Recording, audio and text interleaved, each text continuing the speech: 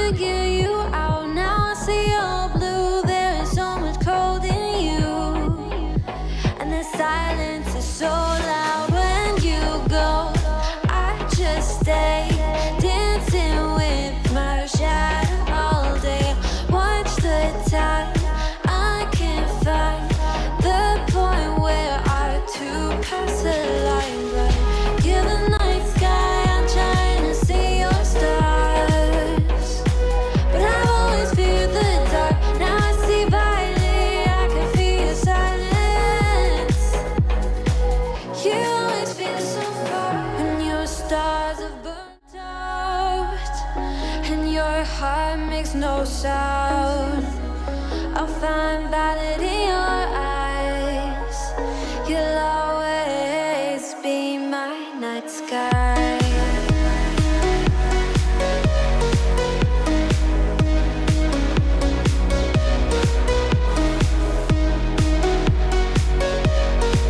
You'll always be my night sky.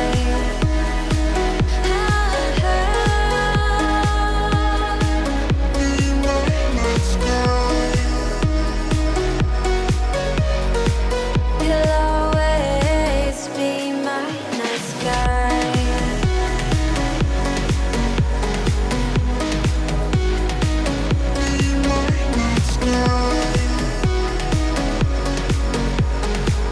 You'll always be my night sky.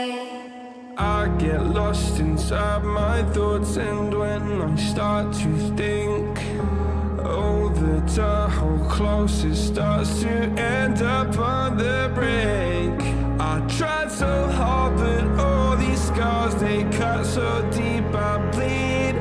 I fell so fast from heaven, it's like someone clipped my wings. Now I'm falling, and I can't see the ground. Can we stop this gravity? It keeps bringing me down. I can't breathe, and I don't wanna die. Can we stop this gravity? 'Cause I don't wanna say goodbye.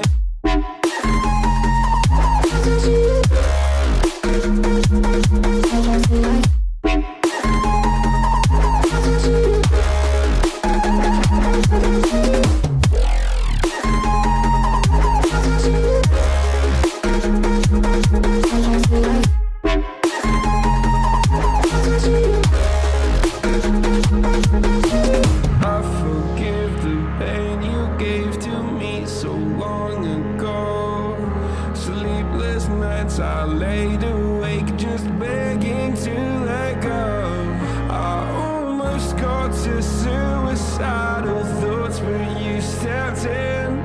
An angel sent from heaven showed me how to live again. Now I'm falling, and I can't see the ground. Can we stop this gravity? It keeps bringing me down.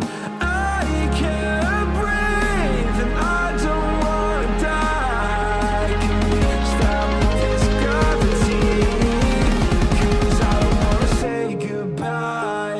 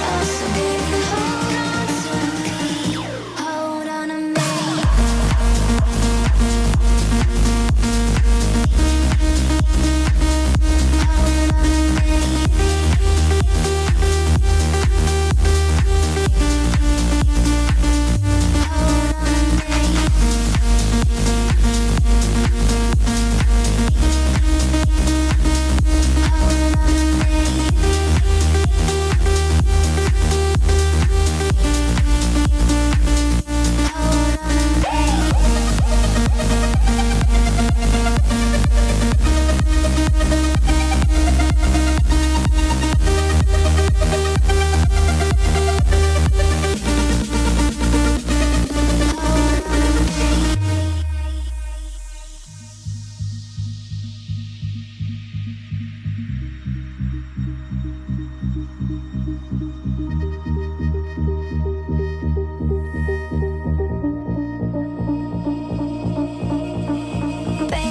wait, I know that you're afraid, but it'll be okay if you just stay with me. And we can run from here, and we can disappear, and they won't find us where we are going, dear. So baby, hold on to me, 'cause I know I can make you believe in something that only we can see.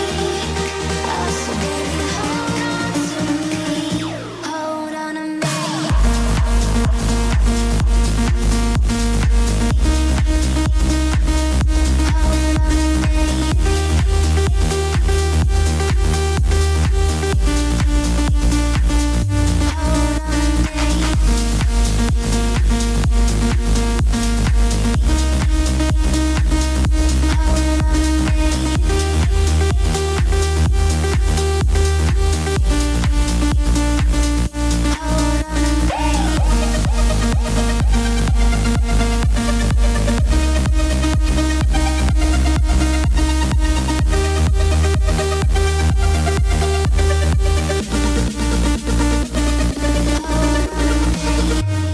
When it hurts like this,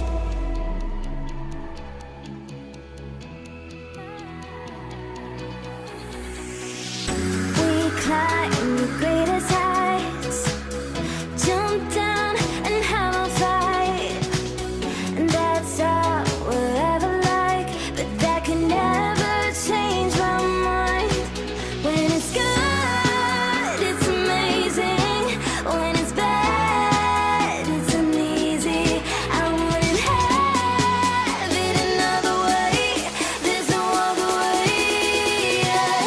When it hurts like this, ever like, wait it, ever like, ever like, ever like, wait it, ever like. When it hurts like this, ever like, ever like, ever like, ever like,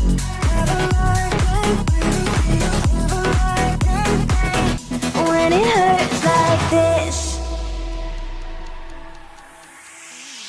we hold each other high, but we fall 1,000 times. But I'd never say goodbye or ever leave this stuff behind.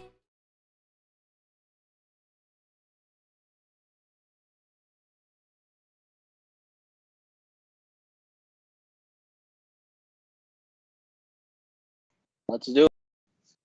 All right, mics are hot. I did work this afternoon, but that was it.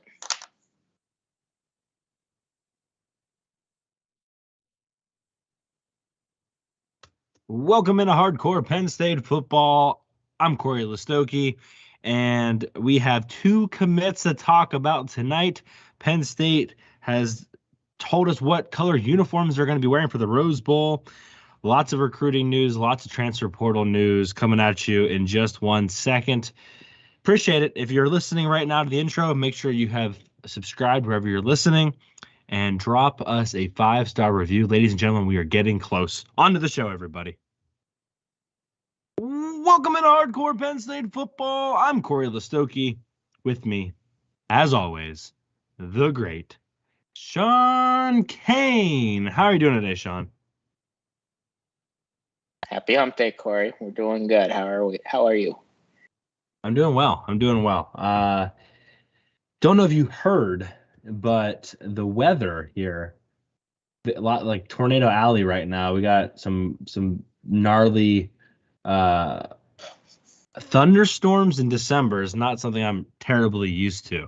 So it's thundering and lightning like crazy right now. I'm definitely not really used to that. But so if we lose the stream, if we lose the podcast, that's probably because I lost power. But we will try to do our best. Yeah, we're supposed to get snow tomorrow and Friday, so I'm already off from school. But I substitute teach during the day, and then I'm a podcast host by night. as well as a target employee by night. We are I not do a little going bit of to. everything. We're not going to let you call off to the podcast for snow. Just so you know. No, cool thing about the pod is my bed is about 4 feet away, so You know, it's going to be Yeah. hard for me to call off. that's true. But I will say this, that you could just get into bed because we're recording an extra hour late tonight. So you could just do like the end of the show from your bed if you wanted to. Brush your teeth, call it a day. I mean, I could, especially like when we were just audio. I definitely could have. Yeah. But alas. Might be a little harder now with the cams on us, but if you're on YouTube, make sure you've liked and subscribed on YouTube. I think we're at like 521 ish, so we're past that 500 mark and moving forward in the right direction. Like we said on the beginning here, 2 new commits, Sean. I thought that would be the better way to start the show. We're not going to talk all recruiting right at the beginning, but I think starting with commits is always the happy, fun thing. It's probably why a lot of people are listening to the show this week. And so let me just throw up the. You know what? Let's not even go to the show schedule yet, which I still can't say that very well. Let's just go right to the commits and let's talk about the commits. And the first one, of course, happening on Monday. And we kind of maybe thought these were going to be flip-flopped in the order that they were going to happen. But Joseph Mupoyi, 3-star defensive end, same teammates with another commit, Zion Tracy, the defensive back, originally from Congo, has a really interesting story and a really interesting transition from Congo to maybe playing basketball to now playing football. Raw talent guy, Sean. Definitely needs to figure some things out. I think T. Frank on Blue and White Illustrated said he needs to learn how to run better. But measurables, although he might be a project, measurables are saying this guy could be something special if he can figure it all out. Yeah, and that's why he has so much attention. He had a Michigan offer, he had a Penn State offer, so he was still a sought after guy for being recruited as more of a potential guy and more of a developmental prospect. And not to shortchange him, his film's pretty good. I noticed he goes high a lot, which you don't really want to see. But that's something that can be coached, and that's something that with time you can develop technique. But yeah, I think it's an exciting commitment. On3 Sports actually has him rated as a 4-star prospect. So that's what we're doing here. We are also rating him a 4-star prospect. That's true. I'm sorry. We do like I need to change the ticker. I have 3-star, but you're right. We should be going off of the highest one. That's what we do around here. That's what we do. Yep, highest one. So we consider him 4-star as well. But yeah, in all seriousness, he's a promising guy, and if he could, get coached up by John Scott Jr. and company, yeah, I think he could be a productive player for Penn State. And I'll save the last part for when we cover Robinson too.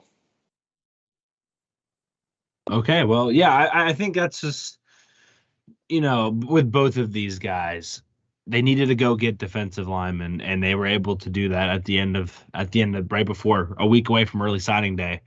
And I think that is pretty impressive by the coaching staff to be able to kind of turn the corner like that. But no, I think Mupoyi has some serious potential. I don't like labeling a guy as somebody that's a project, but I do think it's going to take maybe a year or two for him to get it all under his belt. But if he figures it out, this is a guy that people are going to could look back on and say he was only a 3-star or a 4-star, because if he figures it all out, which I think is a good segue, because this next commit did figure it all out his senior year. Didn't have great junior film, but his senior film was very, very impressive. And that's the next Penn State commit, another defensive lineman in Mason Mason.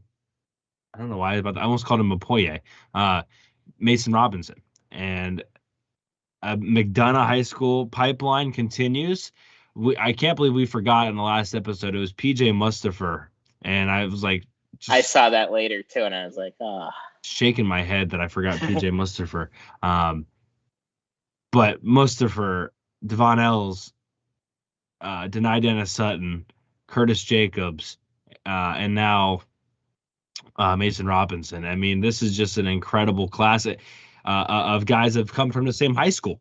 And Robinson was a Northwestern commit for a while, and smart guy. Seems like he really has his head on right. And I think it was really Northwestern losing their defensive coordinator and losing their defensive line coach that kind of maybe opened the door a little bit. And Penn State was ready, and they pounced when they had the opportunity. And credit the staff for not letting him get away and staying on him. And when the time came, he was ready to flip, and Penn State was able to scoop him up. He visited last weekend. They visited him, and that was kind of all it needed. And the rest, as they say, is history, Sean. Yeah, like you said, you have to give the staff a lot of credit for seeing his potential early, because they were ready to flip him when the time came for Northwestern to understandably make changes on their defensive coaching staff. And he definitely had a great senior year, and that made him into a better prospect. It wouldn't be surprising to me to see him maybe get boosted in the recruiting rankings a little bit, just based on what he did his senior year. And, it was when Tamarian Parker decommitted. That was a big loss for this class, no question about it. And Corey and I both were wondering, how are we going to be able to replace a guy like Tamarian Parker, and who's seen by a couple services as one of the best players in the whole class, and in the whole national recruiting class. And to be able to land Mupoyi, to be able to land Robinson, it's a lot better than some of the potential prospects we were possibly looking at. There were a lot of guys that were barely cracking the top 1,000, and to be able to land what we consider to be a 4-star recruit, and then to be able to flip somebody from Northwestern and stave off Notre Dame, that's kind of how you want to be able to replace a guy like Tamarian Parker. That's a good point. And I think it's an important point too. To get 2 defensive linemen means you're doing something right. And they were able to do that. So credit John Scott and company, like I said a second ago. But the tape on Mason Robinson, I mean, it's fun to watch. I mean, he's blowing people up. He's killing people in the hole. He's hurting quarterbacks. I mean, it's really something to watch. So if you haven't watched his huddle film, it's like 6 minutes long of him just annihilating people. So highly recommend you check that out. We'll get into more recruiting a little bit later in the show. That's obviously not all the recruiting and transfer portal stuff we have. And by later, I don't really mean that later, but a little bit later, as we do have a couple other things that we want to talk about before that. Not a bunch, but a couple. Let me see if I can get the show schedule up there now. Look at that. Penn State in the NFL we'll talk about in just a second. Utah lost 2 players, I think, since the last. Maybe one of them we had already discussed, but another one I don't think we have discussed yet. And then some fan questions, and then we'll get in the transfer portal and recruiting news to wrap up the show. I do have a 5-star review that I will probably read after the PSU in the NFL. So we do have one of those. Getting close, Sean.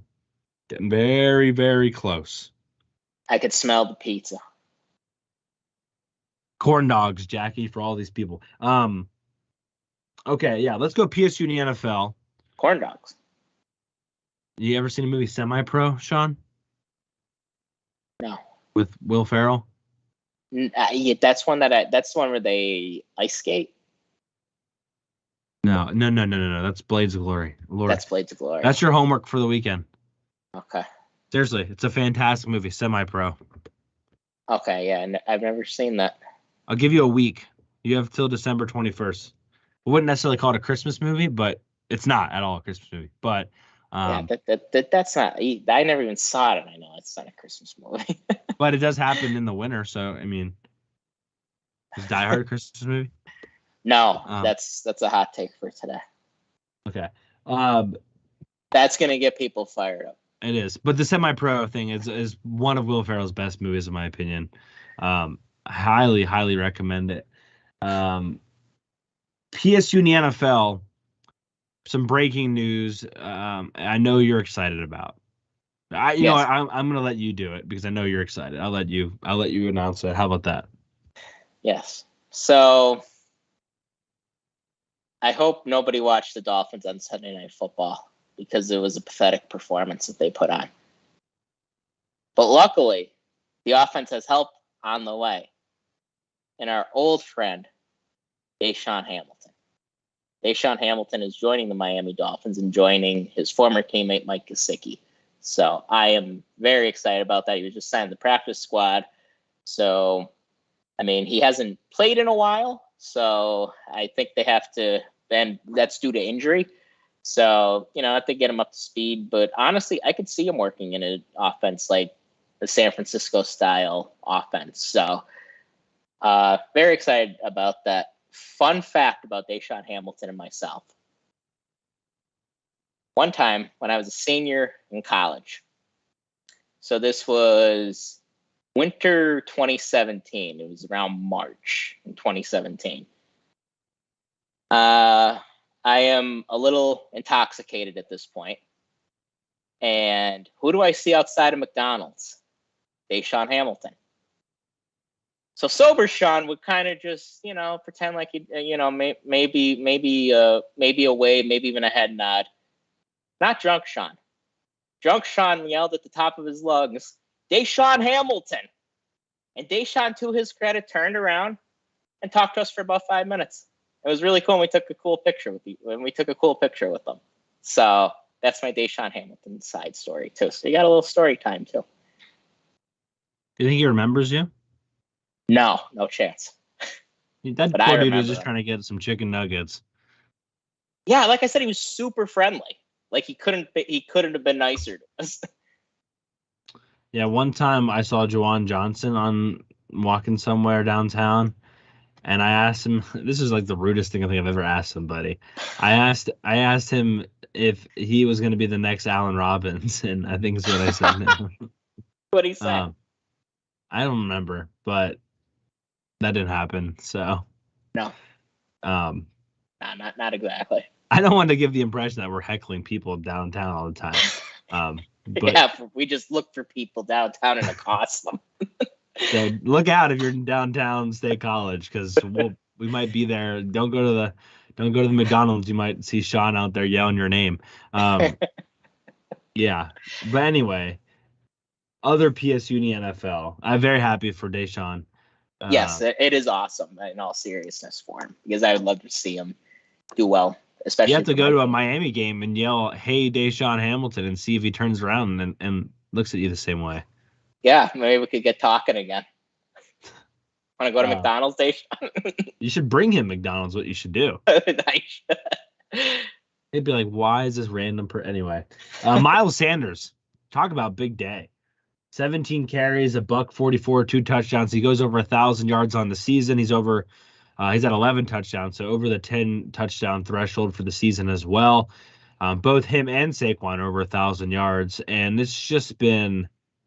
It was fun to watch. Really, the Eagles took it to the Giants. I think Saquon actually had some sore neck things going on there, and I know you're sort of a Giants fan, but as well, like you support them best you kind of can. You got friends that like to watch them at least. Yes. I also support the Eagles.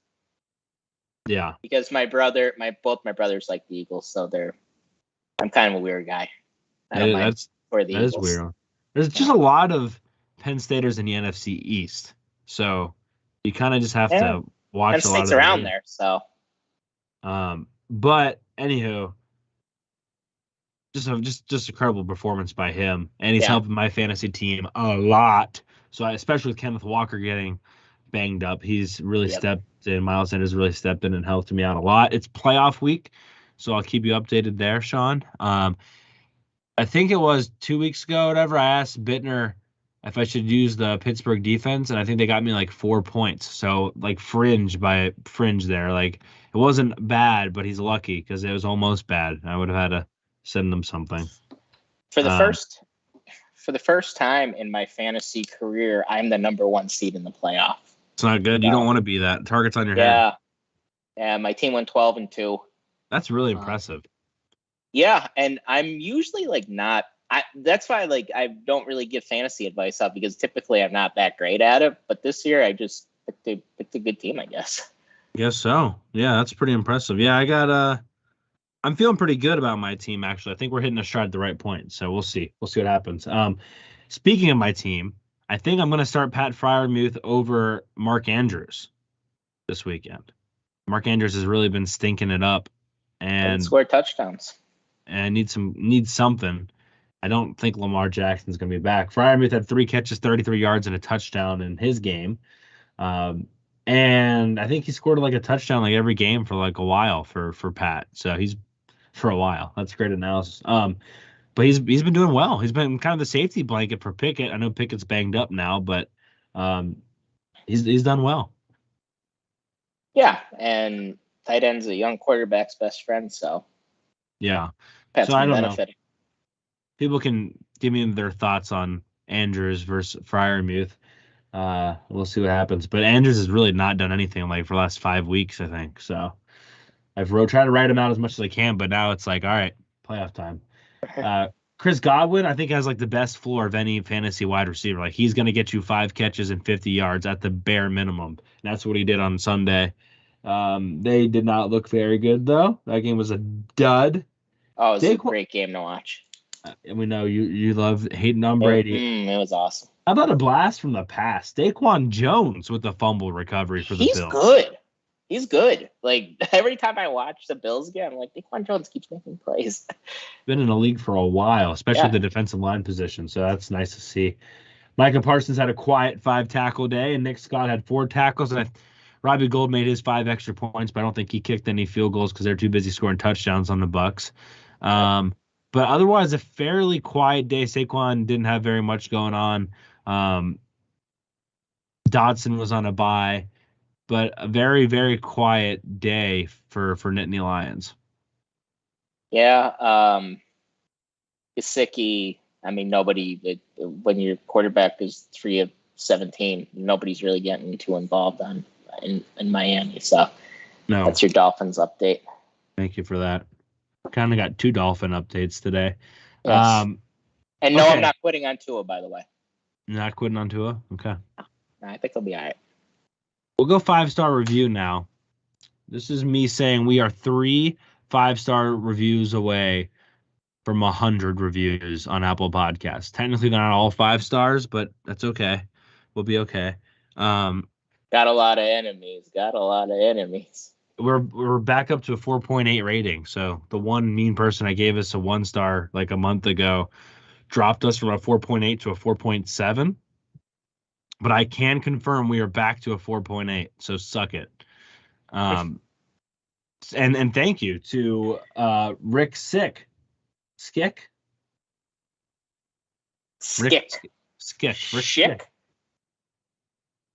I don't know. Rick Texas. I like that easier. He says, and I don't know if you saw the date, but that's 12/12 or 12/12/2022. Lots of 2s. The only thing else he could have had more 2s was if it was 22. Someone write us a 5-star review on December 22, just so we can go 2 1 2 2 0 2 2 like that. 5-star review though from Rick Skick. Rick Skick. He says, solid Penn State football podcast. You fellas have good chemistry, and that makes for a podcast that flies by. Appreciate the time and effort. Keeps us informed and entertained. I'm glad someone thinks so. That's the name of the game. It's the name of the game. No, we appreciate it. Rick from Texas, in all seriousness, thank you Yes, so thank you. much. Thank you. You have not reached out to us yet. So message us on Twitter, message us on Facebook or Instagram. I am back in the Instagram game, baby. I don't know if you noticed that. I did. Breaking news. I did not follow the account. I know. until, like, 3 I days ago. saw when you followed it. Do you think I wouldn't have seen that when you followed? Yeah, and then you followed me. Then the account followed me back. Like, yeah. Because honestly, I'm not a huge Instagram guy. I'm not really either, not but in I think general. I'm just not.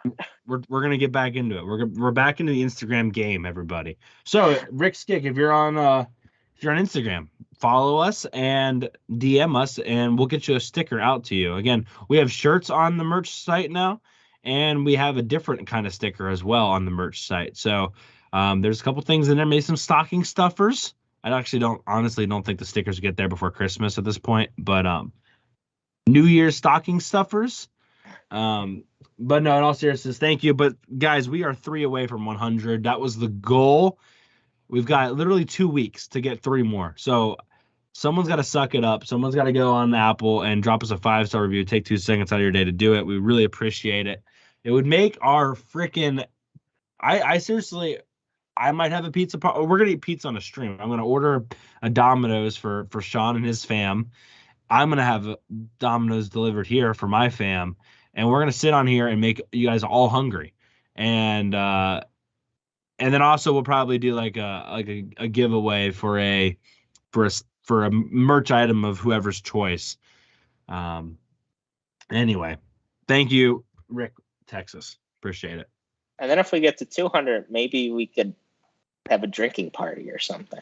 I thought we were doing those anyway. No. Maybe we could just have a kegger and just Yeah, a rager as we're talking about Penn State football. Yeah, let's get into some I guess like top shelf news, if you will. I don't know any way to describe it better than just a couple things to rattle off real quick, including some losses from Utah. We talked about That's a good segue, Corey. Why? We just got into it. Yeah. Went from keggers to some losses from Utah. It's true. Oh, I almost took down my lamp. So we talked about Dalton Kincaid, the tight end for Utah, I think last time being out, I think. Did we talk about that? I think so. No, I don't think we did actually.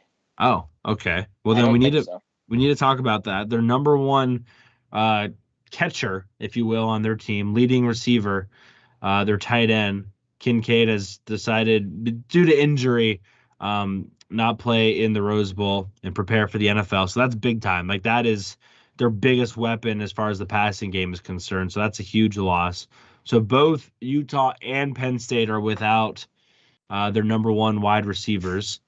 And then, big news, I think this was maybe just a day or two ago, Clark Phillips III, a corner, their best corner from Utah, also will not be playing, will be foregoing his final year and going to the NFL. So both teams out their best best receiver, and both teams without their best cornerback heading into the Rose Bowl. Pretty cray-cray, Sean. Yeah, and this is something that, everybody deals with. We're not going to have Joey Porter Jr., but, the good thing is, guys, we're kind of sitting kind of pretty right now because, yeah, Joey's not playing, but today it was just announced our media day for the bowl game and who's going to be participating. So listen to some of the names. PJ Mustipher. He's not going to be back next year. Why would he be at media day if he's not going to play? Adisa Isaac. I mean, he could possibly go pro, but he's at least, that's a good sign. McTar Burton, another guy, possible pro. Chop's not going to go. Curtis Jacobs possibly could be going. Jair Brown, he's gone no matter what. Kalen King's back. Barney, I don't think Barney or Pinniger would opt out. But Sean Clifford, Juice Scruggs, Brenton Strange, and Mitchell Tinsley. So all those guys are all people that either that might be NFL guys, and they're all participating in media day, which I have to imagine is a good sign that they're probably going to play in the Rose Bowl. Because why would you participate in a media day if you're not going to play in the game? It wouldn't make any sense. So that's just putting the pieces together here. We can't confirm anything or say this guy's definitely playing, but just piecing together some information. Yeah. Did you say Brenton Strange? I wasn't sure if you said it or not. Brenton Strange is on the list. Yep. Yeah. I agree with what you're saying there. And did you say Sal Wormley? I didn't, but he's on the list. And Brett.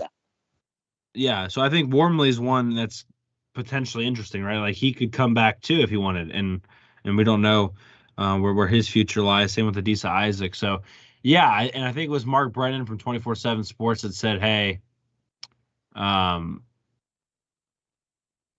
of the people that they've had before in these are people that didn't play in the game." So that's definitely a good sign there. I think for the most part, I mean, it's not the Outback Bowl. I don't like really comparing the two because it's not really fair to some of those guys like Brandon Smith or whoever. Like, yeah, they probably could have still played, but it's not the same prestige as the Rose Bowl. But this is very good. This is a very good sign. The only other personnel news I wanted to really mention was Juice Scruggs has accepted an invite to the East-West Shrine game, which is an all-star game for seniors only, postseason. That doesn't necessarily mean he has to go. But right, I'm putting it at like 90% he's going to the NFL now. It's the same thing. We're piecing things together. Yeah. Why would you accept an invite? Sherlock Holmes over here. Right. Why would you accept an invite to an East-West Shrine game when you could, if you're coming back to play another? It doesn't make any sense. So, yeah. But I'm not saying that's a bad thing for Juice. It's fantastic for him. I think he did enough this year, honestly, to make a lot of money in the NFL. So absolutely good for him. 100% deserves it. And I'm excited for him because I think we said this before. I think you said this before, Sean. Without Juice Scruggs this year, I mean, Penn State's probably not even in the Rose Bowl, maybe not even in the second best bowl. I mean, they could have easily ended up with 9 or 8 wins instead. He really held the line together at times. He did.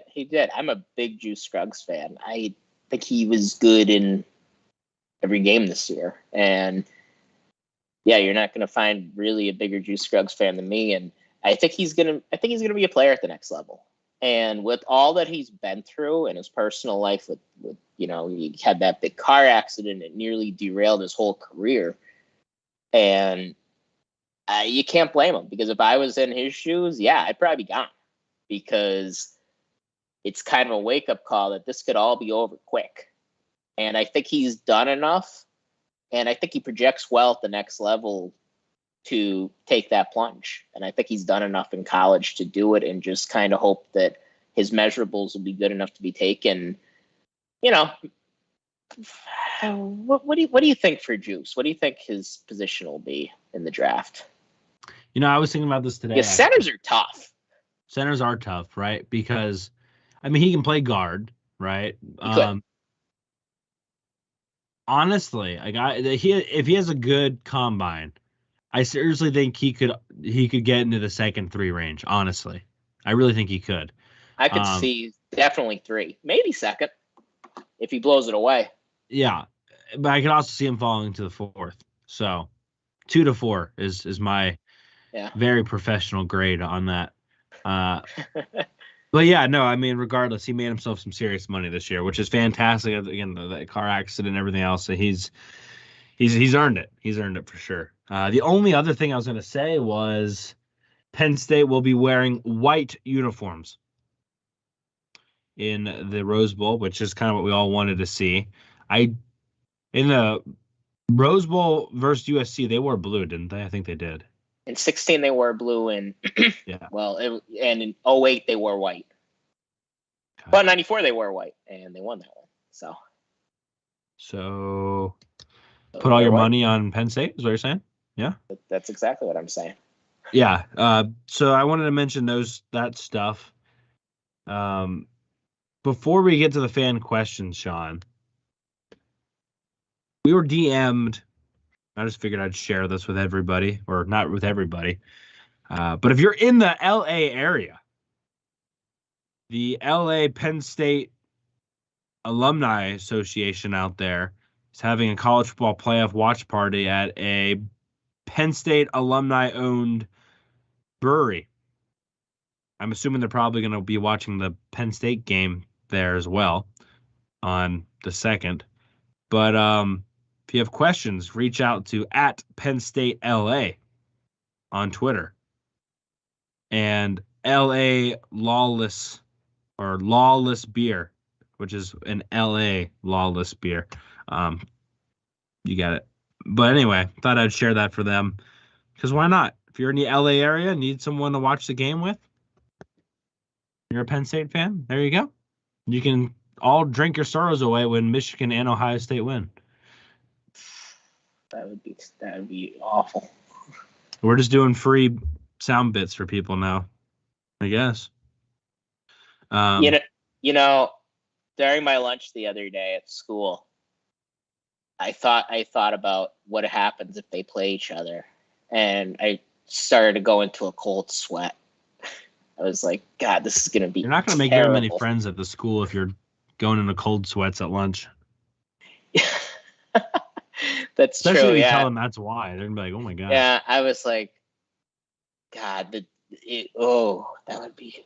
Speaking of that, that's actually a perfect transition. That's what we're talking about next, kind of. Yeah. So that was well done. Did you know that was about to happen? No. Okay, well. See if that pops up there for us. And we will get going on some fan questions. We have 3 fan questions tonight, by the way. See if I can get this pop up. Should pop up in a second. Fan question time. Again, you can send us your questions on Twitter at Hardcore PSUFB. You can message them to us on Facebook or DM us on Instagram. Whatever the case may be. Whatever floats your boat. Whatever floats your boat. The questions, again, should pop up in a second. There they go. There we go. This is from a very good friend of mine. He actually designed the logo for Hardcore Penn State Football. So, very talented young man. RC. I actually probably owe him a little bit of money for some other stuff. But anyway, that's neither here nor there. He asked us, if Penn State can't get past Michigan and Ohio State to regularly win the Big Ten East, what will they have to do to compete in a Big Ten without divisions? Well, ideally, we don't know anything about the divisionless world of the Big Ten yet. It's assumed that that's what's going to happen when UCLA and USC join, which, by the way, thank you, Einstein von Braun, a.k.a. Mr. Mister, for letting us know that, yes, the border regions out there in California have allowed UCLA to join the Big Ten. They have to give up. Saw that. They have to give Berkeley $2 to $4 million a year though to do it. Did you see that part? That was the Berkeley tax, they're calling it, which is pretty incredible. Well, they're under the same umbrella because they're University of California in Los Angeles, so it makes some sense. Yeah, it does, but it's like paying your little brother to not hang out with you and your friends, kind of, is what it sounds like. You're exactly right. Yeah. But anywho, so there's a possibility where they could just add those teams to each division, and they could change the divisions around. And they could keep divisions, but I don't think that's probably going to happen. I think the biggest thing is to say this. I've said this on Twitter. Penn State's competing with these teams.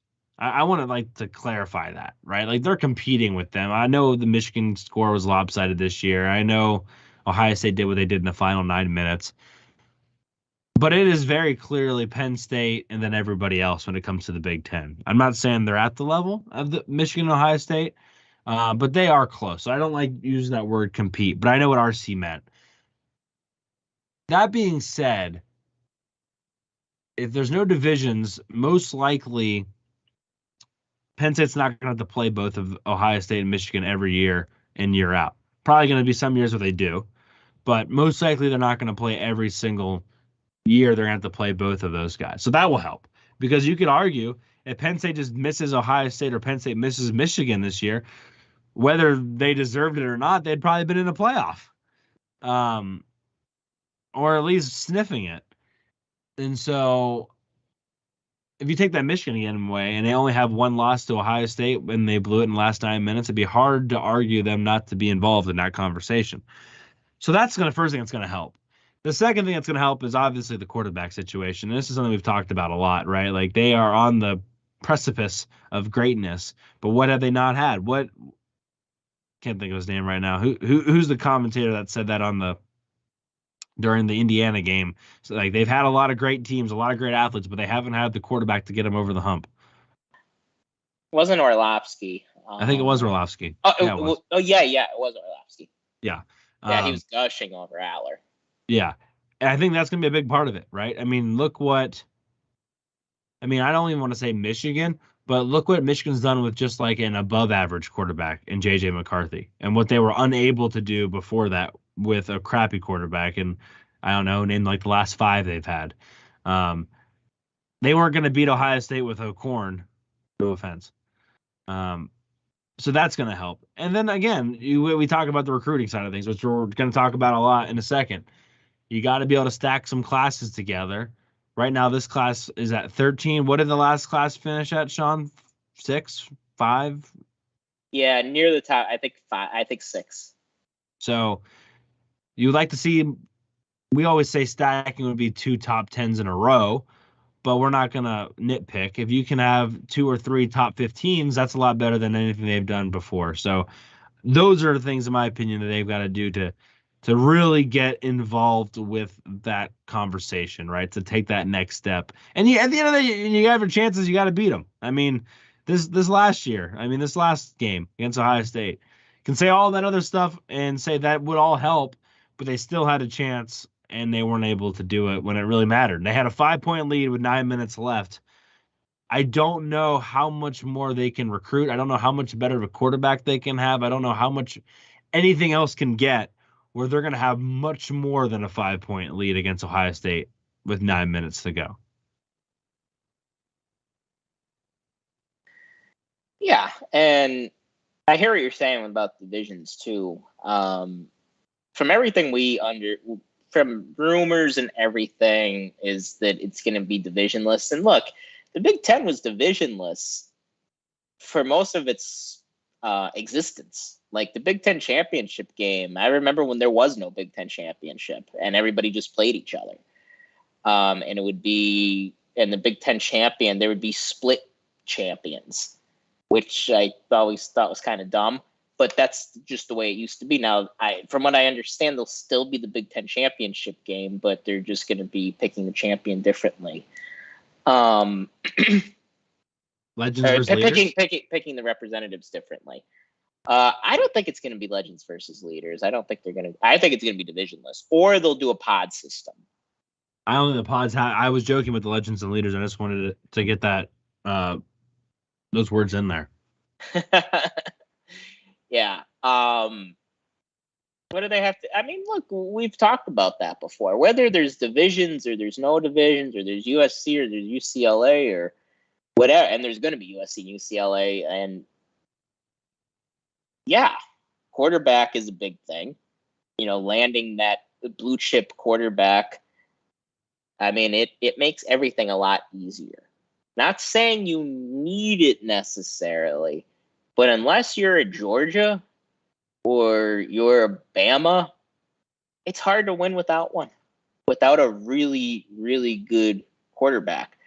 And I mean, there are counterexamples, but you need everything else to be pretty much perfect. And it is hard to beat Michigan and Ohio State in the same year, even with the elite quarterback. But to me, that's where it all starts at. And it starts, I mean, I'm basically using the same answer as Corey, but yeah, it's also stacking recruiting classes. It's if a coach isn't working, you have to fire them. It's stuff like that. And right now, I don't think I would fire any of our coaches, which is good. But if you have to, you have to. So, like, that's a big reason why Michigan had their big resurgence is they fired Don Brown because his defense was not going to beat Ohio State. And Jim Harbaugh used his Ravens connections and got a guy from the Ravens. Then that guy left, and they hired a new guy from the Ravens. So things like that, like being willing and able to reshuffle your coaching staff when you need to. So, because maybe next year, maybe we're sitting here and we're like, yeah, we need to change at some position. And if you have to, you have to. Yeah. I'm trying to think if there's any position coaches I'm like feeling a lot better coming out of this year than last year. We had that conversation in the spring last year. Mm-hmm. Obviously, it's a completely different kind of story right now. Speaking of getting over that hump, Einstein von Braun, Mister, says, who is the one recruit, and he clarified, doesn't matter when, that Penn State lost, either decommitted or never committed, but it was in the mix right until the very end, that still makes you think, what if? This question was actually answered by a lot of people. So I saw this, yeah. I think the obvious one, because it kind of goes back to the quarterback thing. I still think Justin Fields is the answer to this question. Mm-hmm. I saw some, Christian Wilkins. I like Christian Wilkins more of a person than I do Justin Fields. But having that quarterback, game-changing quarterback, I just think that's where it's a no-brainer. It's a position thing. If Penn State was able to go get another Justin Fields, I think Penn State, you could argue in 2019, and who knows after that, right? Could be very, very close. Maybe they wouldn't be any closer because they probably wouldn't have been able to keep Justin Fields any healthier. But yeah, it's hard for me to go away from Justin Fields. I don't know why I thought of I don't know why DeAndre Swift kept coming into my head, but that was one too. But really, didn't really matter that much. But that was a big one to me that I was like, man, I can't believe we didn't get that guy. Julian Fleming is one that's recent that will burn a lot, but I really don't think that's crazy terrible. I don't know. You could go all the way back. Who was the running back that went to South Carolina? It blew a couple of knees out, unfortunately. Oh, Marcus Lattimore. That's a good one. Marcus Lattimore. Yeah, we were right in it with him. Yep. But I don't know. It's a question we could probably sit down and think about more, and I haven't had the chance to really do it. But those, I guess, Sean, were the ones off the top of my head. But it's hard to go away from Fields. Yeah, I mean, there are so many over the years. We all remember Terrell Pryor. Now, I don't think that one hurt as bad as we thought because we had Darrell Clark. And Terrell Pryor probably did more damage than he was worth at Ohio State. And Kevin Jones, back in the day, he wore the Penn State coat, and I think Twitter would blow up if this happened today. He wore a Penn State sweatshirt in, and then he took it off, and there's a Virginia Tech jersey underneath, and a bunch of boomers got very mad about that. And it would happen today too. And so that was one. Jordan, what's that guy that went to Pitt? Was it Jordan Whitehead? He put. Yeah, Whitehead, and you could maybe even argue Damar Hamlin. Those ones hurt.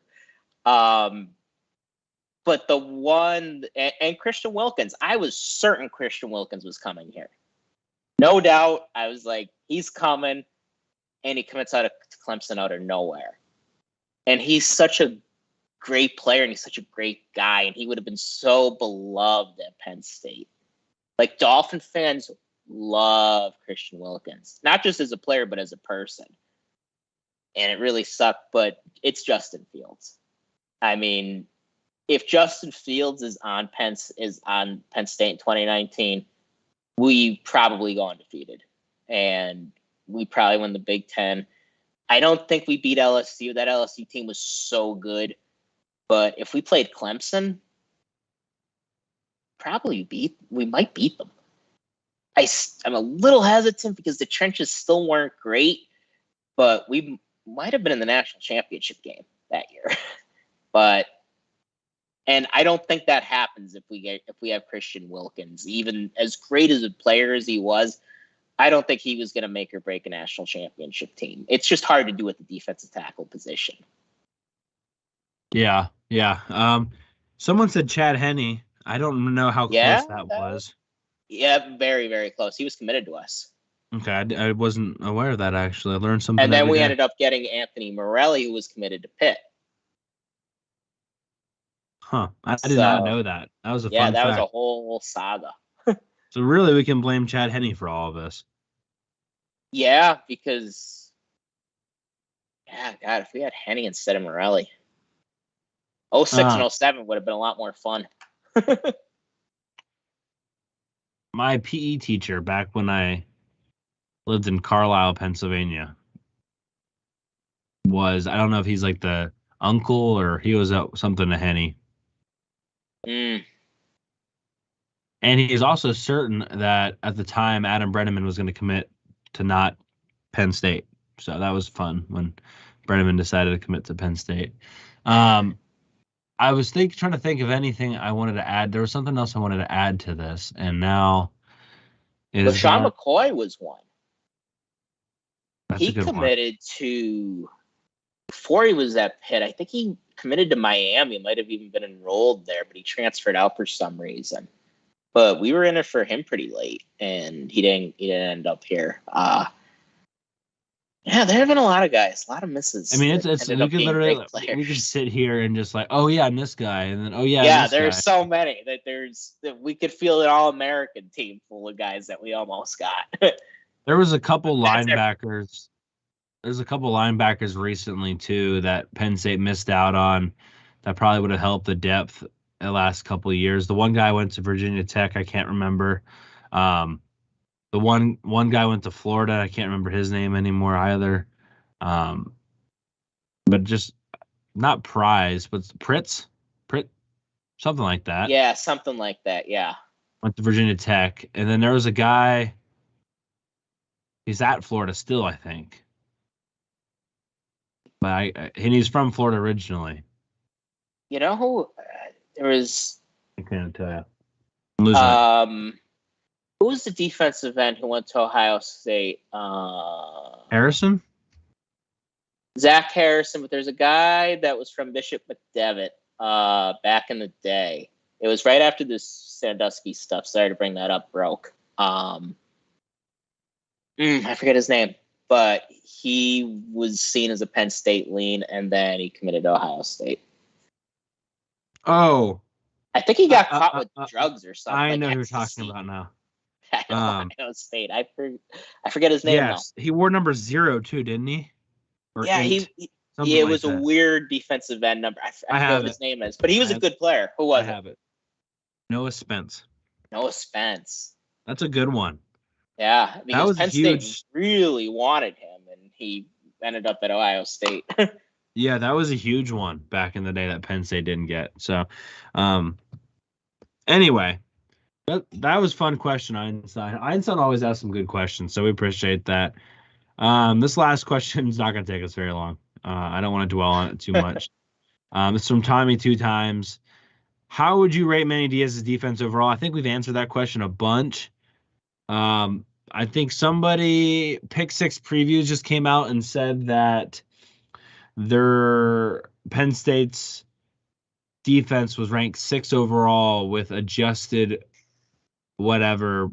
I don't know how he calculated the model, but Penn State came out at 6. I still think it was a little bit wrong because I think Minnesota was still really high. I think they're like 13th, and I don't really know if Minnesota. Yeah, you never know what metrics they're using there. And Illinois, honestly, was still a little high for me. I know Illinois got a good defense, but I don't know. Like, you play the Big Ten West the whole entire year, it makes you kind of wonder. how great they are. Anyway, I think Manny Diaz's defense exceeded our expectations. We'll get back to when we do the season recap show. We'll get back to those questions at the beginning of the year, the poll questions that we had everybody do, and kind of go through that and laugh about it. But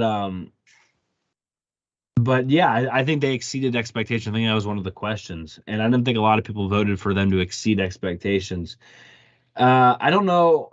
I think they look faster because of Abdul Carter, but Brenton Pry didn't have Abdul Carter. He had Manny Diaz, and maybe you got to give he had Manny Diaz. He had Micah Parsons, but maybe you have to give Manny Diaz credit for using Carter in that way more than Pry let Parsons kind of do that. I think maybe he deserves some credit for that. The tackling being a huge improvement. I don't know if that really ends up being on a defensive coordinator or not, but teach their own, I guess. Yeah, I would give him a B+, and I think that's really good. But the reason I wouldn't give him an A or an A- is the Michigan and the end of the Ohio State game. And I know they played really, really well in the Ohio State game, but they gave up a lot of points in those last 9 minutes, and it ended up hurting us. And the Michigan game, they just weren't good. And I know they made some stands early on in the game, but they got gashed. So, but every other game they were awesome. Take the beginning of the Purdue game out, like they locked everybody else down. And I agree with you; they looked faster. They looked they swarmed more than they ever did under Brent Pry, and a lot of that is scheme and creating havoc. And yeah, that comes from Manny Diaz's defense, defensive philosophy. So B+, and hopefully it's an A next year. Yeah, and I just want to wrap up the previous question because Cowboy Ribeye mentioned something on YouTube. He said Chad Henne was a lifelong Penn State fan. And this is straight from Cowboy Ribeye's mouth, so this is not me talking here. Jay Paterno left him at the airport, had a terrible visit, ended up decommitting literally because of Jay Paterno and that debacle. Would love to get Jay Paterno on the show and just ask him some of these things. I think it'd be funny because I'm sure you got to laugh at these things in hindsight, right? And then he says about LaShawn McCoy. Apparently, LaShawn McCoy had an issue with Michael Robinson in a camp. They got into a fight or something like that. And yeah, you're right. I think I heard that. Then he was acting like a dickhead, quote unquote, from Cowboy. I think I've heard that. Yeah, I forgot about it, but I think I've heard that before. Good job, Cowboy. I do want to add, Dylan Rivers was the linebacker that decommitted from Penn State that went to Virginia Tech. And then the other linebacker, and I feel like these are in the same class or maybe a little bit after it, Derek Wingo decommitted from Penn State and went to Florida, and he was a Florida guy. I forgot that guy. That's what I'm here for. Yeah, there's been a lot. Like I said, I think we could field an All-American team with guys that. I'm sure. Who was the guy? It ended up again one of these things that ended up working out for us. Went to Notre Dame. Wimbush. He was the quarterback prospect, but we had Trace, and Trace was a better quarterback than him, it ended up working out for us. The only reason only reason they got Tommy Stevens was because Notre Dame got Brandon Wimbush. So no Tommy time if Notre Dame doesn't get Brandon Wimbush. Tommy time was the time to be alive. Yep. Then actually, little shout out to the Tommy Stevens interview we did way back when. Go listen to that if you haven't yet. We talked Tommy Stevens before he started his CFL career. Yeah. Thank you guys so much for the questions. If you aren't following us on Twitter, you're an idiot because that's the best place to ask us questions. And at Hardcore PSUFB. Thank you for the questions, everybody. All righty. Good questions. Good conversation. We appreciate that. Cowboy Ribeye up at 11 Eastern, hanging in there with us. That's awesome. Appreciate it. We like to see. Thank you to RC and Tommy 2 times for the questions as well. Are you ready, Sean? Let's get ready to rumble. I'm ready. You want to know a funny story about that real quick? Because we're here to give insight that nobody else has. This is going to be bad that I don't remember his name. The guy who says that, the boxing thing. I forget his name. Yeah, it's awful. I can't remember off the top of my head right now. And he has a brother. So Penn State was using that. I'm not even sure if I'm supposed to Michael tell this. Buffer. Yeah.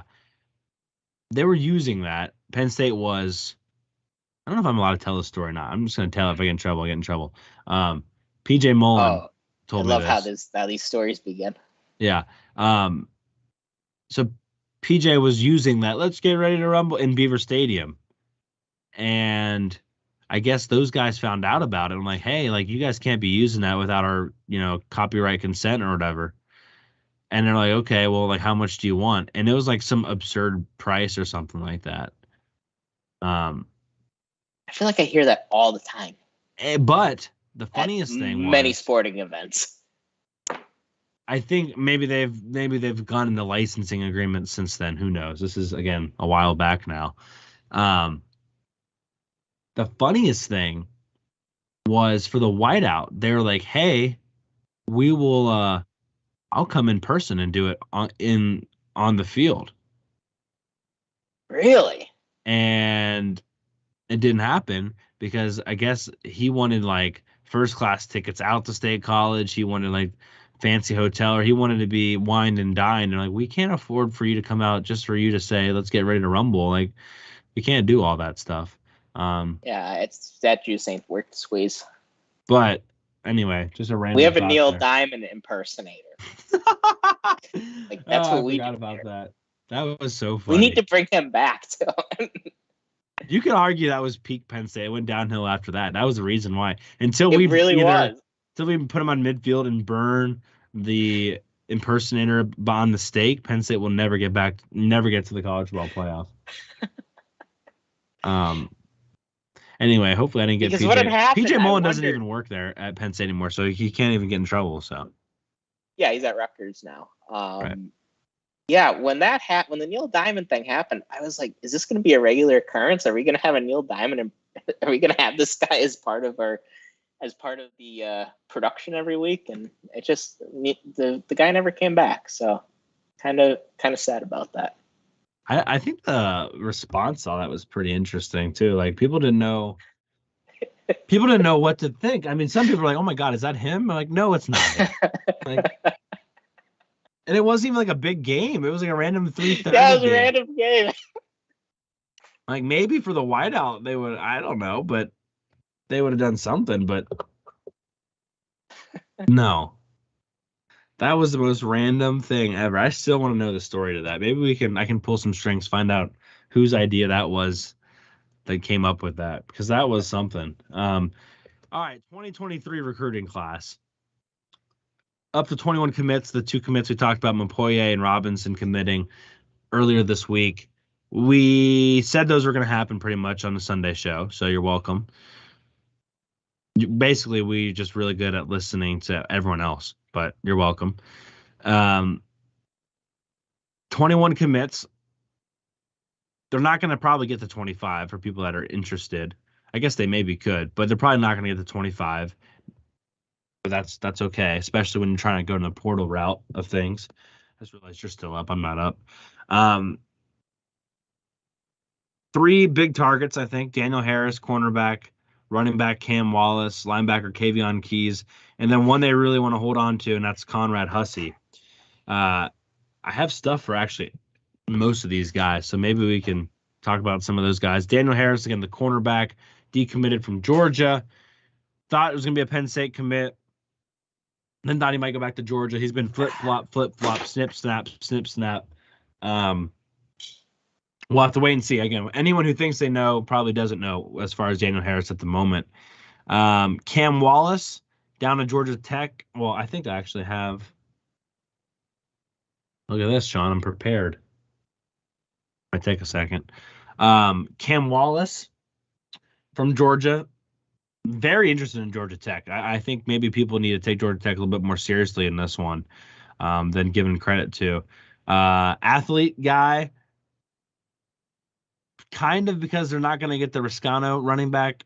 They moved on to Cam Wallace. They were just down. I saw the Camwalls tweeted. They were just down there visiting him not too long ago. I think earlier this week. So I think that could be a Penn State get for sure. And then our favorite player in this class, obviously, and that's Kavion Keys, because I can never remember him for some reason when I'm trying to think of him. Kavion Keys, we've been talking about him a lot, Sean, since summer. Again, decommitted or committed, excuse me, to UNC in August and has decommitted since. Virginia Tech visited, so they're involved, but Penn State's looking really, really good for this linebacker right now. I think he got a bump up in the ratings too on 24/7 Sports on their rankings. So those are the three guys that they're really trying to get. And then I guess I'll let you take it, but the Conrad Hussey is a guy that they're trying to hold on to. Florida State's trying to make a last minute push for. Yeah, out of all those guys, I feel best about Keys and Wallace. Harris is just so up in the air. Like, nobody really seems to get a good read on where he's leaning. I think we will be able to snag Cam Wallace. Franklin, there's a picture posted. Franklin was down. He did take a trip down to Georgia and visited him. And didn't come say hi to me, though. Do you feel disrespected that he didn't swing over to Bama? Not really. Although one of the players I think is a 5-star player from just in general is from Phoenix City. I don't know who it is. It's probably gonna go to Alabama, but I think he's an edge guy from Phoenix City, and that's literally only like 40 minutes away from me. So just saying. And then obviously TJ Parker's from around there too, Columbus area. So, or is he from Phoenix City too? I don't know. Anyway, I Phoenix City sounds familiar. With they might have both. They might, and I don't know anything about Alabama, so that's true. Yeah. Do you think we can get Coach Franklin on the pod? Yes. You think we could? I think we could. I don't think it's gonna happen anytime soon. Interesting. And by eventually, it might be 5 years from now. You didn't give me a timetable here. You didn't cut me off. I just didn't know if he'd. I don't know. I don't know if he'd go outside of his comfort zone. I'm pretty persuasive, Sean. I know, but I'm a bit of a wild card. I don't know. He'd probably only want you or just me. I don't know if he'd want both. You know. Well, we make the rules. We make the rules around here. Right. Yeah. Anyhow. Yeah. He's not going to come on here and tell us how to do our show. No. Yeah. I'd be like, bruh. I mean, we're doing pretty well without you, pal. That's the attitude. Anyhow, recruiting. Yeah, Kavion Keys, I still feel really good about. Virginia Tech, like Corey put in the graphic, they're involved slightly. I don't think he's going to Virginia Tech. I'd be surprised if he went to Virginia Tech, and I think he's coming here. And like I said, Wallace, I feel good about. And Hussey, who knows? It's never good when a commit takes official visits, but I don't think the staff feels like he's doing anything behind their back, which is a good sign. And so you got to just hold tight with Hussey. So yeah, I think this class ends with 23 to 24 commits, all depending on what Harris does. Yeah. Would kind of like to see them get an offensive lineman still. I just don't know if those are in the cards anymore based on things we've read. Was Vega Ione, was he a late signing day guy? Because I know we got involved with him really late. Yes. So maybe in that February signing period, maybe we do get in contact. Maybe sure. If someone because he wasn't even on the radar yet. Yeah, and if someone transfers or leaves, that after the Rose Bowl, there's another scholarship. So we'll see. We'll see what happens there. It's a good point. It's a very good point. That was a late guy, a late bloomer. Yeah. Transfer portal. The transfer portal. The portal of transfers. No one else has entered the portal yet. Still at those 5 players. Christian Veyer news has been hard to find. I haven't seen very much.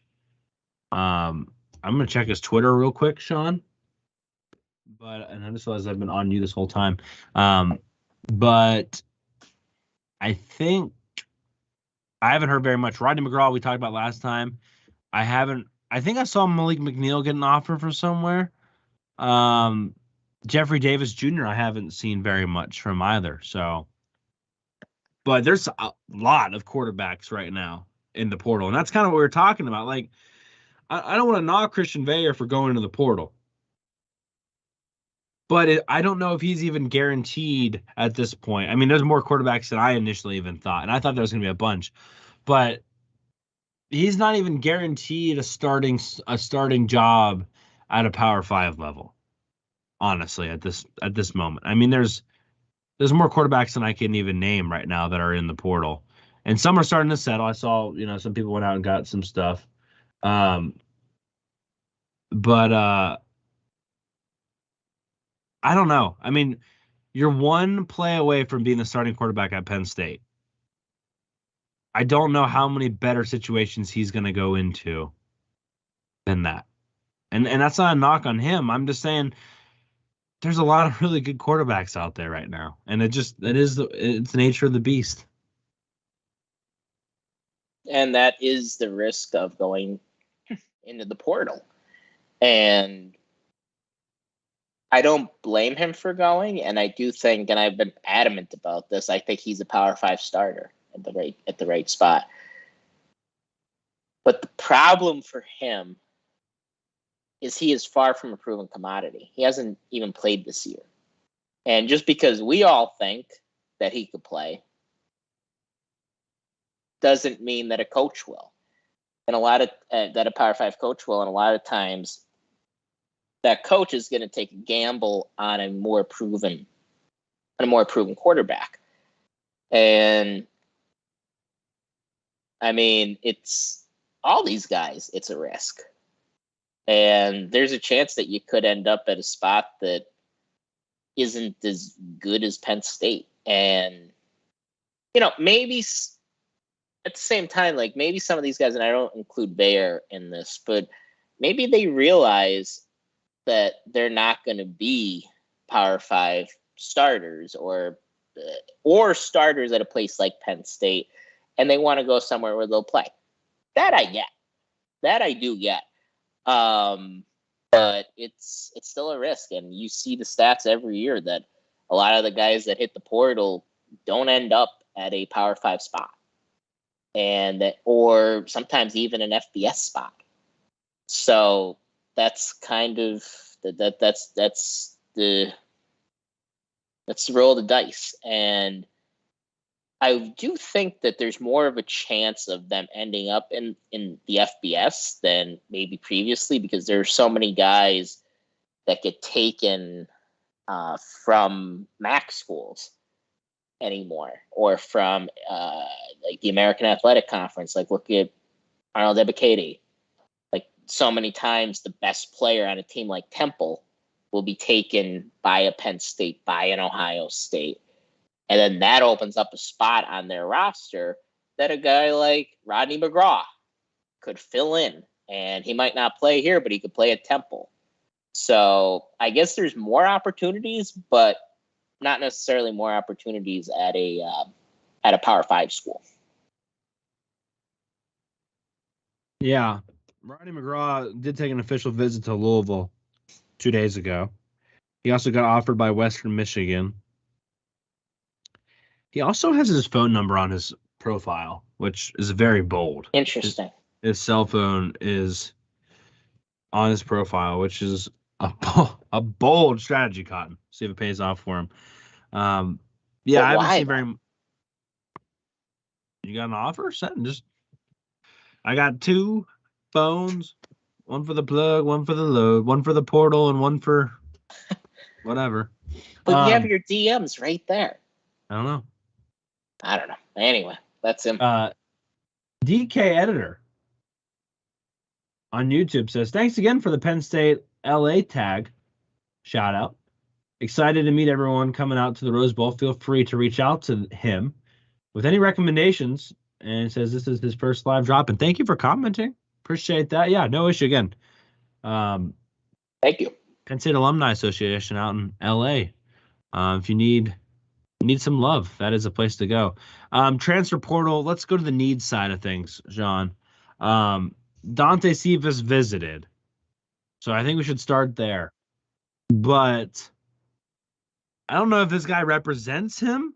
I don't know if it's his agent. I don't know what this NIL manager. I don't know what this guy does, Sean. But there was like some reports that Dante Cephas was leaning towards Penn State. And we're like, oh, sweet, that's great. Then Jordan Rooney tweets, who is he's a CEO of Jaster Athletes, which is origined in Pittsburgh, Pennsylvania. He tweets out and says, Dante Cephas hasn't made a decision on where he's going. Any reports of him leaning towards anywhere are false. He will release his decision via his platform when he has decided. So I don't know if that's just smokescreen. He also had a second tweet because someone else had said that they thought Cephas was leaning. And he said, and I quote, not true. He hasn't come close to making a decision, which I thought was interesting. It's one thing to say, smokescreen of, he hasn't made a decision. But to say it hasn't come close, do you think that's what it is, Sean? Let me just get you on camera there. You think that's what's going on here? They're just trying to ooze out a little bit more cash. I think it's that simple. I think they're looking for more NIL money, and here comes the money. Money. And you see it in professional sports all the time. They're like, "Oh, we're not signing anything anytime soon." And then, like, when they finally get like what they want, like 3 hours later, they sign because that was the only hold up. So yeah, I think it's just an NIL thing. I do think he's leaning toward Penn State. How dare you, Sean, say he's leaning towards when that guy clearly said he wasn't? It's like it reminds me of Go ahead. Because my uncle once told me. He asked me because him and my aunt were babysitting me, and he asked if I did my homework yet, and I said, "Oh, I did it at school. I didn't do it yet." And he said, "Sean, let me tell you something. You don't bullshit a bullshitter." There you go. Calling us bullshitters? I'm calling him one. And I might know a thing or two about doing that. You might have stepped on some bullshit right every once in a while, is what you're saying? That's what I'm saying. So yeah. I mean, I think it's funny. I think it's whatever. Oh, me too. And I understand. And by the way, I understand what he's doing. I get it. He's trying to make the most money for his guy. So I get it. But we should invite him on the pod. We should. Yeah, no, but it looks like Dante Cephas is at least heavily interested. Is that the best way to put it? Yes. Again, former teammate of Daquan Hardy and Tank Smith from Penn Hills. I do think academics is something that they're trying to figure out. I think there's some stuff going on there. I don't know how. We know Old Main has some issues sometimes getting transfers in. We don't know if that's them issue or if it's a Dante Cephas issue, but we'll keep an eye on that. However, Sean, I want to go in a little bit of a same direction, but something that took us by a little bit of surprise and it kind of changed maybe the order of which we wanted these wide receivers. And that is Caden Prather entering the portal from West Virginia. 4-star guy, very high on Penn State back in the 2021 class, from Maryland originally. reports saying he visited Penn State, or excuse me, Penn State visited him. I think he put a Twitter on Instagram or picture on Instagram, a Twitter on Instagram. Sheesh, a picture on Instagram or something like that. But Prather has jumped up maybe the boards. I'd probably say, I mean, there's debates on whether you want Prather versus Dante Thornton right now. I mean, that's how high up he is on the list. So, I think Maryland's going to be involved quite a bit here, but very like probably jumped up to the top 5 at least as far as Penn State targets moving forward, if not even higher. Yeah, I think Prather does. He was one of these kids that 2020, he was in the 2021 class, which means he was recruited during COVID. And it's been talked about. We beat it to death how tough it was, especially for Penn State during COVID, to be able to put the 2021 class together. And he really does what Penn State has missed in the past few years in not having that big-bodied receiver. And Penn State has missed that pretty sorely. Really, like if you look at the great receivers Penn State has had since James Franklin's been here, like take the tight ends out, like Mike and Patton, those guys. I mean, Deshaun Hamilton isn't a large, isn't a big dude. KJ Hamler certainly isn't. Jahan Dotson certainly isn't. Parker Washington certainly isn't. So we've really missed having that big receiver, and I think Prather would fit that bill. And I said Devontae Walker would be one of my 4 guys to take in. I think Prather would probably replace him. You'd take Walker before Thornton? Yeah. Interesting. Dante Thornton visited Auburn. But that's just me. I mean, Thornton, I would take Thornton too. Yeah, he visited Auburn. I think he's going to be visiting Miami. Again, friends with Curtis Jacobs, if that's the right word. I'm not sure. Originally from Baltimore. I like Thornton a lot. We'll see what ends up. I think, I don't want to say Penn State's cooled off on him a little bit, but I mean, he hasn't got to Penn State yet. So maybe it's because he already knows what's on there, but I think that's something to pay attention to. And then Jimmy Horn Jr. to wrap up the wide receivers. I think this one's kind of, I don't want to say Penn State's not interested anymore, but it seems like he wanted to visit Penn State and they said no. So, yeah. I mean, when she doesn't answer your text, fellas. Yeah, we've all been. One other guy I wanted to mention. Yeah. Fentrell Cypress, pretty much off the Penn State board, it appears at this moment. And then new defensive back I wanted to mention. Do I have him on here? Gavin Holmes, defensive back from Wake Forest. Maybe the guy to be paying attention to moving forward. I think they've kind of, Terry Roberts, the guy from Iowa we talked about before, he picked up some offers. I think Oklahoma, maybe not Oklahoma, but someone bigger offered him. I think they like Roberts. I don't think they think Roberts is going to come in and be special. I'm not sure if they think that way about Gavin Holmes yet or not. But I think they got to try to get a DB here. I just don't know if they've really settled on one yet, Sean.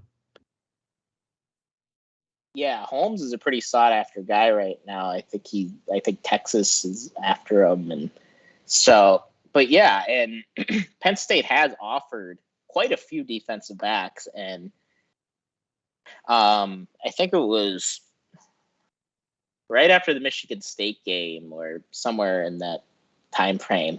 Like we were asked what we thought we needed in the portal, and I said cornerback. Like I listed cornerback as one of those things that we needed. I don't think we need a safety, but I think we definitely need a corner. So, I mean, I hope we're able to reel one in here. Yeah, and I guess wrap up on offensive linemen. Jeremiah Byers, UTEP offensive tackle. I don't know what the latest is on him, but I just saw he picked up an Ohio State offer as of an hour ago. So everyone's after these sought-after offensive tackles. It doesn't help Penn State that they have probably both of their offensive tackles coming back. So I don't think they're going to be able to go get these high-end guys right now because you already have a high-end guy, and you also have a pretty good guy. So Who are those offensive tackles? Olu and who? And who else? I'd say Caden Wallace is a pretty good guy. Okay. Well, I mean, I agree, but I didn't know if you were putting Shelton in there. No, not yet. No offense to him. So you would take Wallace over Shelton? Yes, I would. I think Shelton has higher upside. Yeah. What about next year? If I had to start one of them right now, I'm starting Caden Wallace. If you had to tell me, I would too. For the Rose Bowl, I'm starting Caden Wallace over Shelton. But I don't know what my answer would be come September. Yeah, I mean we got time. We got time to discuss that. Gotta hold my horses a little bit. With that being said, I guess we can say also that Drew Scruggs going to the Shrine game, most likely being done for the year, means you're probably going to see, or being done at Penn State, probably means you're going to see Hunter Norzag get bumped in to the center spot, which means then you could begin to see some Tetris as far as maybe you do move Caden Wallace inside the guard then, and then you have some opportunity at tackle. Or do you feel really good about having Tangwall and Ione there, and Sal Wormley? You still got plenty of guard options, so I would still say you still probably leave Wallace at tackle. It's pretty cool that we have so many options of good players. It's weird because we've seen so many lines that we're just looking at the best of bad options. Right. Like when Franklin first got here. What defensive tackle do we put at guard? Yeah, it's a miracle we won as many games as we did in 14 and 15. Oh. Looking at some of those alignments. Yeah. I just realized it was a different sort of what-if situation, but I always wanted to know, what if Silas Red stays? You saw what they were able to do, what Zach Zwinak was able to do, but imagine if that's Silas Red. I mean, how many more games do they maybe win with Silas Red? That was another random one I was trying to think of earlier. Silas Red, and it was ironically before the portal, made the worst transfer decision out of anybody who left Penn State. No doubt. I don't think there's anybody who comes close. That guy would have been a top 2 round pick if he stayed at Penn State. And as which Indiana Jones was it, where the guy goes, he chose unwisely when he drinks the cup. Yep. Yeah, that's just what it was for Silas Red. He just terrible choice to leave and go to USC. But I mean, it was a bad time at Penn State. So yeah, I have no issue with him doing what he did. I get why he did it, but it was hindsight's 2020. It was a bad decision. Yep. Okay. I think we got through everything. I wanted to say something really quick. Holy Lord. Would you take 3 receivers in the portal? No, I don't think I would. You don't think you'd do 3? The only way would be if it's Cephas, Thornton, and Prather. Only exception, and even then, I still don't really like it. I think it's just too many. I think you are sending the Michigan State image if you're doing that. I don't think the wide receiver room needs blown up. I just think it needs a little bit of fresh blood in there. That's all. Yeah, because it was just a fun discussion on one of the message boards. And, I mean, some of the alignments did look interesting. But generally, I agree with you. It's not like we had the worst receiving room in America or anything. We're not Colorado level at receiver. There are guys that could play. There are guys that are going to develop. So I would still take 2, but yeah, 3 may be pushing it. It's Rose Bowl is a big game for Trey Wallace, for Keandre Lambert-Smith, for even a Liam Clifford or a freshman to step up and say, this is my room. Like, I want to be the guy. Yep. So, I mean, we ran parallels of this last episode, but we didn't really know who the guy was in that Pinstripe Bowl until Godwin kind of did what he did. You know what I mean? Like, we weren't sure who was going to blossom, or we didn't have any idea. And I even thought at the time that there was some overreactions to Godwin's performance. And egg in my face, it was 100% fair. But that's you're looking for somebody hopefully to make a Godwin-like presence. Ironically, in the Rose Bowl, which he finished his career off at. So, yeah, and we talked about it last time. I think I went and Trey Wallace as being that guy, but and I think you said Omari Evans. Omari Evans, yeah. Yeah. So we'll see. But this is again, maybe they take 2. Let's see what happens at the Rose Bowl. See if anyone else transfers, and then maybe they take another one. But I don't think you can take 2 before another one leaves. Or excuse me, I don't think you can take 3 before at least someone leaves right now. Yeah, and you never know what's happening in practice right now. Maybe somebody's really separating. Maybe they're really separating themselves in practice, and they look a lot better now that they kind of have a mini camp between now and the Rose Bowl. Yeah, and Cowboy Ribeye says, we didn't even know who Dotson was going to be until he went nuts in that crappy 2020 season. And that's a good point. And Yep. Honestly, in 2019, people were worried that Dotson wasn't going to pan out. I mean, he had not blossomed yet. And I think people thought maybe Keandre Lambert-Smith was going to be that next step this year. But maybe it's just next year. Maybe he just needs one more, and he's going to go off and be the Dotson. Because I think Trey Wallace has similar or has a similar ceiling as Keandre Lambert-Smith, but I think Lambert-Smith more is like Dotson. Mhm. And if he puts it all together, can be a really good player. Like, he has enough length, he has enough quickness, he has enough overall top end speed to be super duper effective. But can he put it all together and be consistent? If he can, he could be a first or second round pick, but we haven't seen it yet. Yeah, and some guys take time, and we're such as a society, everybody wants everything right now, and if it's not right now, then this guy sucks, or and if he looks really good right out, but maybe he has a sophomore slump, everybody wants to give up on him then, and you just have to let young people work through things, and if it's meant to be, it'll be. It's meant to be, it will be. Okay, well, I think we're out of here. I think we're good. Sunday, 9 a.m. Eastern. Yeah. We'll be back. Thank you guys so much for listening. 5-star reviews. Again, we are 3 away, everybody. 3 reviews away on Apple Podcasts to getting a pizza party for all these people. Sean's going to watch Semi-Pro. We are going to be back on Sunday. Again, 2 commits makes it 21 for the 2023 class. Transfer portal is heating up. Rose Bowl is only a couple of weeks away. Christmas is only 11 days away, and early signing period is a week away. So very, very exciting. Hopefully we'll have more news for you on Sunday regarding early signing day. And then at Hardcore PSUFB is the best place to be for early signing day as far as Penn State coverage. So we will see you then, everybody. Yeah, bye, everybody. We will see you on Sunday. Yep. For Sean Kane, I'm Corey Listoki.